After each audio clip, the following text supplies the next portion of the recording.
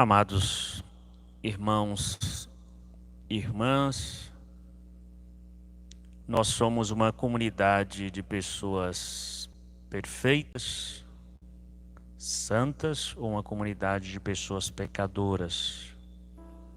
Nesse sentido, a igreja nos fala que todos os batizados, todos nós batizados, somos convidados a uma vida à perfeição. Somos convidados a sermos santos, a superar as nossas infidelidades, os nossos afastamentos de Deus. Nós já fazemos parte desta igreja, nós já fazemos parte do redil do Senhor, assim podemos dizer. Mas qual a nossa atitude, o nosso comportamento, diante daqueles que ainda não fazem parte do redil do rebanho do Senhor? Somos uma igreja em que acolhemos só os puros, uma igreja que acolhe também os pecadores? Então, tal realidade é a realidade enfrentada pelas primeiras comunidades, pelos apóstolos, pelos discípulos de Jesus. Nós sabemos que o cristianismo, aqueles que começaram a seguir a Jesus, eles vieram do judaísmo ou vieram do paganismo. E aqueles judeus que aderiram a Jesus estavam muito ligados à tradição que eles seguiam, que eles conheciam, a tradição do povo, do seu povo, que se embasava muito na lei da purificação,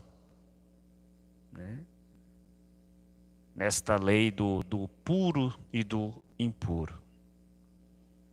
Era um povo que se considerava um povo eleito, um povo que Deus tinha vindo especialmente para eles. Eles seriam salvos. E tinha muita dificuldade de expandir o olhar para outros povos, para outros grupos. E aqui vem a pergunta: quem é que pode tornar cristão? E aí aquilo que Jesus foi condenado, não criticado, o Senhor come na casa de publicanos e pecadores? É a mesma pergunta, questionamento que vem hoje também para Pedro. Tu entraste na casa de pagãos e comeste com eles. Na cabeça de algumas pessoas, Pedro não deveria ter feito isso, mesmo tendo uma cabeça ainda com alguns fundamentos da prática, da cultura do judaísmo. E aqui nos vem, diante deste conflito, Pedro que fala para a comunidade, para o povo, a comunidade que começa-se um diálogo para o discernimento diante desta realidade. Quais são os critérios? Qual é fundamentalmente a condição para que nós possamos acolher um membro nesta família, nesta igreja de Deus, nessa igreja de Jesus? E aqui fica muito claro que a condição para isso é a conversão. Independente da vida pregressa da pessoa. Se fosse olhar para a vida pregressa de muitos, talvez ninguém poderia ser cristão, ser discípulo de Jesus. Mas nós estamos falando pela atitude, a nova busca desta pessoa. Então, estimados irmãos e irmãs, então falando deste comportamento de Pedro que vai deixando-se conduzir pela ação do Espírito Santo, mas pela provocação, pelo diálogo com a comunidade. Como disse anteriormente, Pedro, ele estava muito ligado naquilo que ele já havia convivido antes, né? Ele disse: olha, Senhor, jamais entrou coisa profana e impura na minha boca. Em outro contexto, Jesus vai dizer: olha, o que torna impuro o homem não é aquilo que entra pela boca, mas é o que sai. E aí Jesus está falando, porque às vezes nós falamos daquilo que está dentro do nosso coração. E se a gente não se converter, ou se a gente não passou pelo processo de conversão, o que vai entrar pela nossa boca não vai surtir efeito nas nossas práticas, na nossa relação comunitária, na nossa relação com o outro. E aí a comunidade vai colocando: olha, quem é que a resposta diante de tudo isso? Quem é que convence o outro? Quem é que toma a iniciativa? Não é nós, mas Deus, que toma sempre a iniciativa de querer transformar, de querer purificar a vida daquele que o busca, a vida daquele que está perdido, a vida daquele que está no pecado. A iniciativa é de Deus. Deus envia o seu Espírito, o Espírito Santo, para provocar esta mudança. E Pedro vai deixando o Espírito Santo que conduziu Pedro para um encontro numa casa com outros homens. E aí Pedro que vai saindo desta mentalidade de uma igreja muito fechada, muito pequena, muito restrita, e Pedro vai compreendendo que a igreja de Jesus, que a nossa fé, ela tem uma universalidade. É uma fé, é um amor que quer alcançar a todos e de modo especial os pagãos. De modo especial os pagãos. Amados irmãos e irmãs, quando nós falamos de pagãos ou do paganismo, nós estamos falando de pessoas que têm uma maneira de viver diferente da nossa, diferente daqueles que já se converteram a Jesus. Então, quando se coloca a mensagem de Jesus, quer dizer, Jesus provoca nesses pagãos uma mudança que os faz acolher agora a maneira de Jesus viver, a maneira de Jesus ser como modelo, como estilo de vida. Se nós falamos que tem pagãos que vivem como cristãos e cristãos que vivem como pagãos, nós estamos falando exatamente do estilo. A maneira dos discípulos de Jesus viver e se comportar é distinta. E que hoje o Evangelho nos fala, amados irmãos e irmãs, também dessa nossa capacidade de perceber os sinais, de perceber a realidade que nos envolve. E é com essa capacidade de perceber a realidade com que nós, que está próximo de nós, que nós poderemos ser verdadeiros pastores do rebanho, verdadeiros pastores das pessoas que o Senhor colocou ao nosso serviço ou para que nós possamos servir. Desempenhar a nossa vocação, a nossa missão. Então perceber, amados irmãos e irmãs, nesse sentido que nós, assim como Pedro, a comunidade decidiu não fechar a porta, nós enquanto igreja, enquanto cristãos, não podemos fechar a porta para ninguém.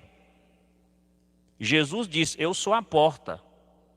Nossa missão é buscar levar aqueles que estão distantes para passar pela porta, que é o próprio Jesus. Passar pela conversão, quer dizer, aquele que conhece o amor tem todas as razões para abandonar a vida que tinha, a vida que vivia. E as respostas para tudo isso aí, claro que passa pelo, amados irmãos e irmãs, pelo diálogo. Um diálogo que vence diferenças, um diálogo que que supera conflitos, um diálogo que provoca encontro, não desencontros. E nós, às vezes, se a gente preferir partir para o embate sempre provoca a guerra. Nós estamos vivendo um momento muito de turbulência no Brasil, por quê? Ao invés da gente escolher o diálogo, nós estamos escolhendo o embate. Então é um querendo destruir o outro. E no final das contas, quem é que perde com tudo isso? É o povo. É o povo que tem menos vida, é o povo que tem menos saúde, é o povo que tem menos educação, é o povo que tem menos direito, é o povo que tem menos fraternidade, é a família que é destruída, é a igreja que vai também causando divisão. Então perceber, a missão do bom pastor é unir, reunir. Então precisamos vencer as divisões dentro da nossa família, dentro da nossa igreja, deixando-nos conduzir pela ação do Espírito Santo. E hoje Jesus nos ensina algo muito interessante, ao falar que Jesus é o bom pastor. Fulano é tão meigo, fulano é tão carinhoso, fulano é tão gentil, fulano é tão sorridente, fulano atencioso, tá? A gente pode até ser assim. Não vou falar que isso não seja uma capacidade que revela certa bondade. Mas quando nós referimos ser bom a exemplo de Jesus, nós estamos falando, amados irmãos e irmãs, nós estamos falando de uma capacidade superior. De uma capacidade superior. De ser melhor, de tirar o melhor que tenho, o melhor de mim, que eu tenho para oferecer ao outro, para que o outro tenha vida, para que o outro tenha alegria. O bom pastor dá a vida pelas ovelhas. Então não é ser meigo, não é... Então nós estamos falando, ser bom é a capacidade de dar o melhor que temos para fazer o outro feliz. Para que o outro tenha vida em abundância, como é o propósito do bom pastor, como é o propósito de Jesus. Estimados irmãos e irmãs, Jesus ainda nos convida, de certa forma, nos convida a nascer nesse sentido com o outro. A nascer com o outro significa o que para nós? Amar o outro na sua integridade. E amar o outro na sua integridade, na sua totalidade, na sua abrangência, é o que? Conhecer. Jesus diz, eu conheço as minhas ovelhas e elas me conhecem. Nós estamos falando, né? Conhecer o outro requer o quê? Ver, requer ouvir, perceber o que o outro está passando, quer dizer, experimentar com o outro a vida, a realidade que assim o envolve. E aqui nós estamos falando de uma realidade existencial. É bom quando a gente vê uma pessoa que está caída e na nossa ação de bondade nós renascemos ou nascemos com aquele outro. A nossa alegria nasce e renasce com aquele outro.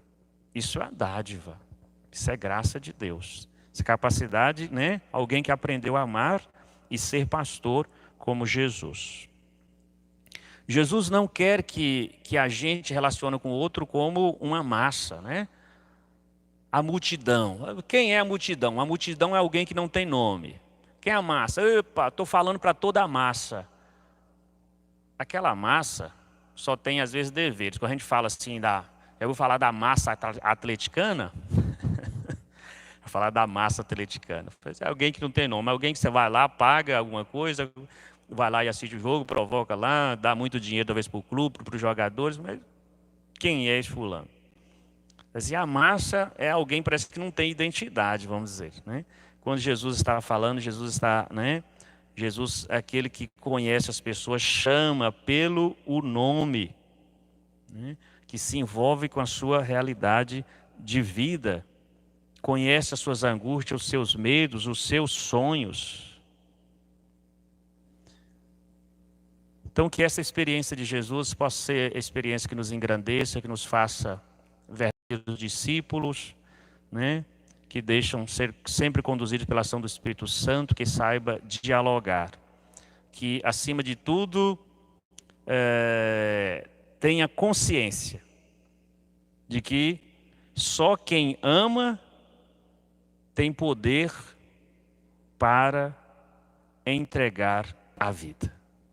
Jesus fala assim, o poder de Jesus é um poder que nasce do amor. Só quem ama tem poder para entregar a vida, para servir ao outro. Amém? Amém.